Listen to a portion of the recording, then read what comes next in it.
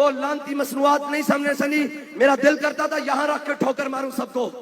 جس طرح شراب کو حرام سمجھتے ہو، اس کو حرام سمجھنا ہے اپنے اوپر۔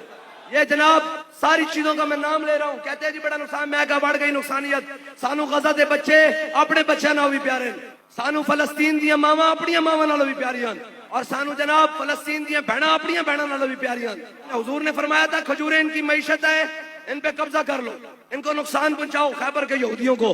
حضور نے فرمایا آج ہم اس فرمان کے اوپر عمل کرتے ہوئے ان کی جناب پہلی ضرب ان کو دے رہے ہیں۔ لڑنا آپ نے کسی سے نہیں ہے، لیکن پاؤں بھی پڑنا پڑے نا کسی کا، اس کے ہاتھ میں اس کے منہ میں ایک گھونٹ چلا بھی کیا ہو، اسے کہا یار کولی کر واپس اس کو رکھ دے، اسے لے لیا، اسے کہا واپس پھینک دے، بس ہم پر حرام ہے۔ اب اس وقت تک حرام ہے یہ ساری چیزیں جب تک کوئی صلاح الدین ایوبی کی، کسی حضور صلاح الدین ایوبی کے غلام کی قیادت میں ہم بیت المقدس میں جمعہ نہیں پڑھتے۔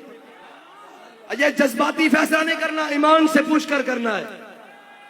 میں تمام چھوٹے بڑے گلی دے کھوکے تو لے کر بڑے بڑے سپر مال امتیاز والے اور بڑے بڑے امتیاز والے اور جو بڑے بڑے نام ہیں، یہ ہائپر والے اور جناب یہ سٹی والے اور بڑے بڑے مارٹوں سے کہتا ہوں، یہ ہاتھ جوڑ کر امت کے ساتھ کھڑے ہو جاؤ، امت کے ساتھ کھڑے ہو جاؤ۔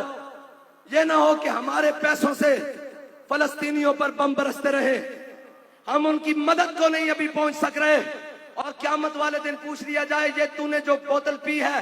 اس سے اتنے پیسوں سے وہ فلسطین کے بچے کا بھیجا نکلا ہے، جواب دے۔ اگر بکری کا بچہ پیاسا نہر فرات پر مر جائے، فاروق اعظم سے پوچھا جائے گا، غلطی بھی نہیں ہے، پیسے مر جائے پیاس سے، مجھے یہ بتاؤ کہ ہمارے پیسوں سے اگر فلسطین پر کوئی گولی بھی چل گئی، ہم کیا منہ کو جواب دیں گے؟ حضور کو کیا جواب دیں گے؟ حضور نے فرمایا تیر بنانے والا بھی جنت میں جائے گا، تیر پکڑانے والا بھی جنت میں جائے گا، تیر چلانے والا بھی جنت میں جائے گا، یہ سارے جنت میں جائیں گے۔ اب مجھے بتاؤ کہ ہمارے پیسوں سے جو گولی بنی وہ پکڑائی گئی اسرائیلیوں کے ہاتھوں میں، ان فوجیوں نے چلائی فلسطین کے مسلمانوں پر، اور اس سے جناب فوارے دار خون نکلا، یہ سارا ذمہ تو ہمارے اوپر آ جائے گا۔ لہذا میں دستبستہ گزارش کرتا ہوں،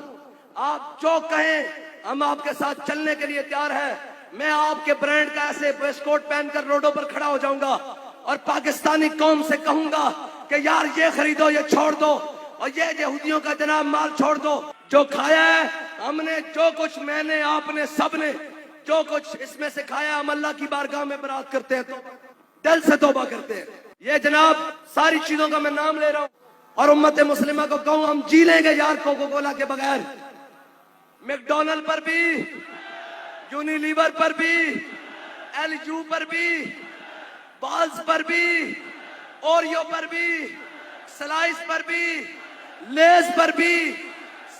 سرف ایکسل پر بھی، ملک پیک پر بھی، لپٹن پر بھی، کے ایف سی پر بھی، ہیڈ اینڈ شولڈر پر بھی، نیڈو پر بھی، کولگیٹ پر بھی، سیریلیک پر بھی، اور جناب جیلٹ پر بھی، ایکوافینا پر بھی، ٹینک پر بھی، پیپسی پر بھی، ڈالڈا پر بھی، کرکرے پر بھی، رفاہن پر بھی، پیزا میکس پر بھی، اور جناب لیمن میکس پر بھی۔ آج ہماری مائیں، بہنیں، بیٹیاں، ساری قوم کی آج اپنے کچن سے، گھروں سے اٹھا کر باہر نکال دیں گی۔